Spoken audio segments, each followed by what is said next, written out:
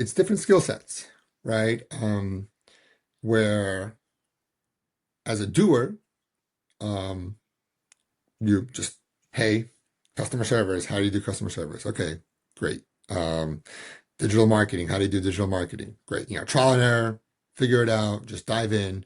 Um, but ultimately, you're capacity constrained there, right? So even if you're the best digital marketer and no one's going to do it as good as you, if you just stay in that digital marketing role, because that's quote unquote how you can add the most value to the organization, there's a natural limiter on what the organization can do. And so I think that as part of that quote unquote founder journey, um, you have to learn and develop, and you learn it organically because it's just like, hey, I spent the last year doing the same thing and we actually didn't grow, right? It's like I was working really hard and I think I was doing a good job, but we haven't grown. Why haven't we grown? It's like, well, because nothing else has been done, right? And we've just spent all our time here. So it becomes okay, and then you make your first hire and it's like, oh, they're not doing it as good as I did it, right? So that's a mistake. So that, your initial reaction is like to double down, and it reinforces that you need to go back in there. Well, first of all, you've probably been doing it for 5 years at that point, and new person's coming in, so you forget about all the mistakes you made in the early days. Uh, but ultimately, it's like, look, you need to understand that even if someone that you hire isn't doing it as good as you, but they do it at 90%, and you've got 3, 4 folks that are doing something at 90% of what, again, because you're overconfident, you think that you do best, that's a much better outcome than if you were doing it yourself. And so it kind of becomes a natural evolution in my mind, of that role. Now, when I got into larger roles and with Olivet, we definitely had a mixture of folks that we hired.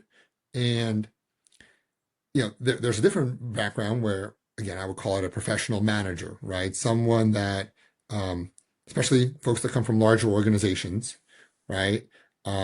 Where they've been super successful and have accomplished a lot. And it's very easy to be impressed by that and think that, you're going to achieve it. And then for one reason or another, you don't get the same results. And what I learned there is it's, the details matter, right? It's like, hey, who was your boss? Well, what did they provide? Who were the people that worked for you? What did they provide? Did you succeed because you were in the right place at the right time and the people above you drove a lot of the stuff and you had a great team underneath you that you inherited? Or did you succeed because you were able to build that team underneath you and you were able to get the most out of them and effectively manage them? And so again, and those details matter, right? Because there's definitely plenty of super successful folks that take another job and the success doesn't carry over. And so I think it's both. That doer mentality, a lot of times they struggle with a bigger team and they're very good one-on-one, but they struggle in a team environment and you're limited there. And vice versa.